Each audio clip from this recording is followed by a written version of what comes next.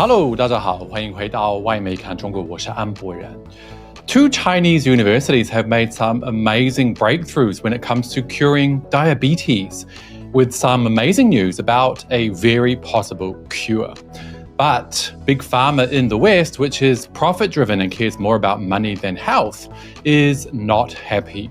I'll tell you all about these cures and why only a country like China can make them a reality. Also today, China's first ever homemade aircraft carrier, the Shandong, sailed into Hong Kong recently, but one American from CNN watching on from a tiny boat wasn't exactly very happy. And as the Dalai Lama celebrates his 90th birthday with fake platitudes of peace and love, I'll give you a quick reminder about why he's a liar. Let's go beyond the propaganda. This is Reports on China. I'm Andy Boreham here in Shanghai. Let's get reporting. I'm back from a week away in Xizang, or Tibet as you may know it, where I was filming my upcoming short documentary, 7 Days in Xizang. I had a very enlightening time there where I visited Lhasa and the region's second largest city, Urkazi, to find out how life is for Tibetan people today as compared to the old Tibet, where 95% of the population were slaves living in a state of perpetual hunger. That documentary will be out sometime in the next few weeks, so keep an eye out.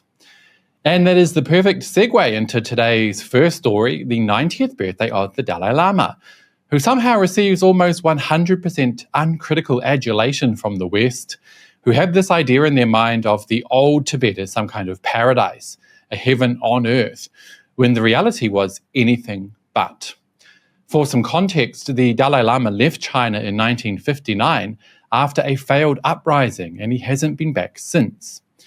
Yesterday, for his 90th birthday, he spoke to an adoring and uneducated Western audience about love and compassion, when he knows full well that Tibet, under his leadership, was an absolute hellhole. Firstly, around 95% of Tibetans then were serfs and slaves, literally owned by their masters, the 5% Buddhist elite, which consisted of high-ranking monks and nobles and so on. 95% of the population were tied to their owners, often literally, and had no free lives of their own. They either worked the land for their owners' benefit or slaved away making products that were sold without pay. Now, when I was in Xizang last week, I interviewed this lovely lady who was born a slave and was only freed from living in a tiny, dark pigsty at the age of 8 when the Dalai Lama fled and the Tibetan people could finally be liberated. Now, it's exactly because of their liberation and the end of the Dalai Lama's hideous theocratic feudalism that the people's livelihoods increased dramatically. The average life expectancy of the Tibetan people climbed from just 35 years of age in 1950 to 72 years of age in 2020. That's an increase of more than double. So whenever anyone shouts, "Free Tibet," you can have a big laugh. The Tibetan people were freed decades ago. Now, I talk all about it in my new book, the Wu Mao Handbook, 20 Anti-China Lies Debunked, which you can get on Amazon. Just go to your local Amazon website and search the Wu Mao Handbook. China's first ever homemade aircraft carrier, the Shandong, sailed into Hong Kong harbour last week to open to the public for the first time ever. 2,000 free tickets were snapped up almost instantly for tours of the 315-metre-long, 70,000-tonne carrier, allowing Hong Kong locals to be the first on board. The Shandong can carry up to 44 aircraft, including 32 J-15 fighters, plus helicopters. While Hong Kong residents were extremely excited, a lone CNN reporter on a dinghy was lamenting about how it's been years since an American aircraft carrier has been seen there. Let's take a look.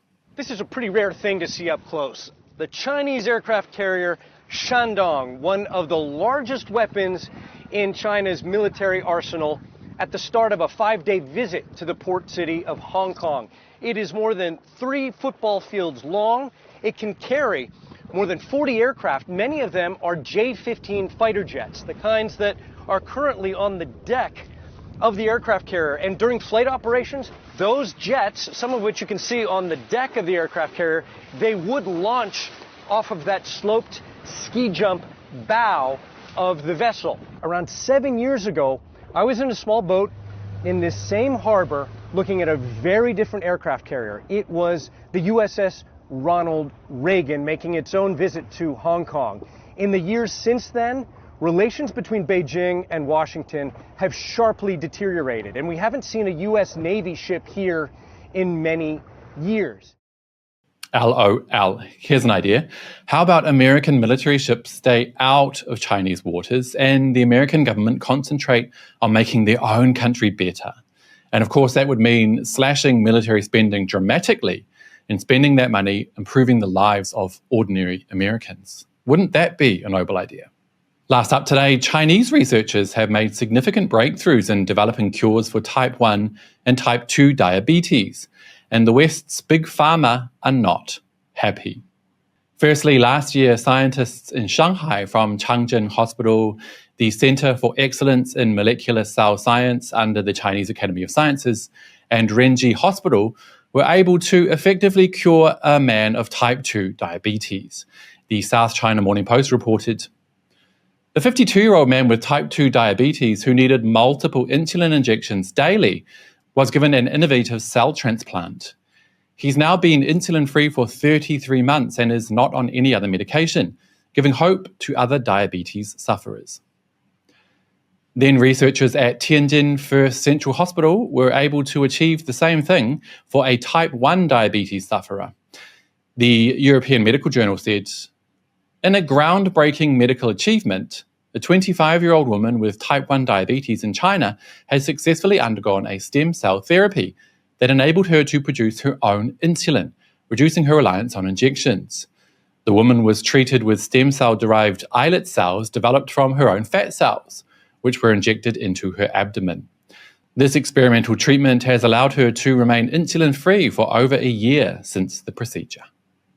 Engineering.com explains further. This therapy takes advantage of induced pluripotent stem cell technology, a method of reprogramming adult cells to behave like embryonic stem cells. Scientists then coax these cells into becoming islet cells, which the pancreas uses to produce insulin. The process essentially rebuilds a diabetic pancreas from the inside out, without the need for donor organs, immune-suppressing drugs, or lifelong insulin therapy. Wow, that sounds absolutely amazing. And it would not only be welcome news for China's approximately 233 million diabetics, but also for diabetics around the world, if it is allowed to succeed.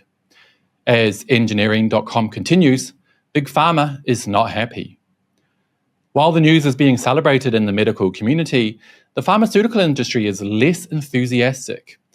In the US alone, insulin sales generate over $20 billion annually. Companies have little incentive to promote a one-time cure when they profit from daily, lifelong treatment. And therein lies the crux, and explains why only a country like China, with a socialist outlook as opposed to a capitalist, profit-driven society, can succeed in making groundbreaking treatment available to everyone.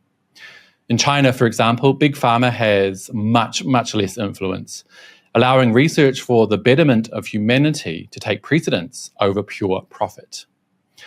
A socialist country like China usually emphasizes collective welfare over individual profit, potentially enabling China to release a cure even if it disrupts pharmaceutical markets, unlike capitalist systems where shareholder value often drives decisions. In China, pharmaceutical companies, even private ones, operate under strict government oversight. This limits the ability of Big Pharma to suppress a cure for financial reasons, unlike in Western markets where lobbying and market dominance by companies like Novo Nordisk, Eli Lilly, or Sanofi could delay disruptive innovations.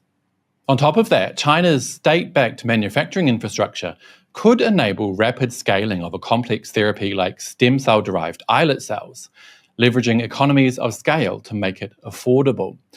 Capitalist systems would struggle if private companies prioritize high-margin markets or limit access to protect profits.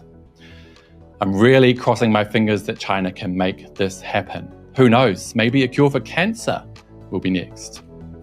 And on that note, that will be it for today, you guys. But as always, I'd love to hear your thoughts. Will China succeed in releasing its cures for diabetes? And what do you think Big Pharma will do to try and stop it? Also, how impressed were you with the Shandong aircraft carrier? Do let me know down below. And don't forget to hit like and subscribe if you haven't already. It really does help the channel. I'll see you all next time. Bye-bye.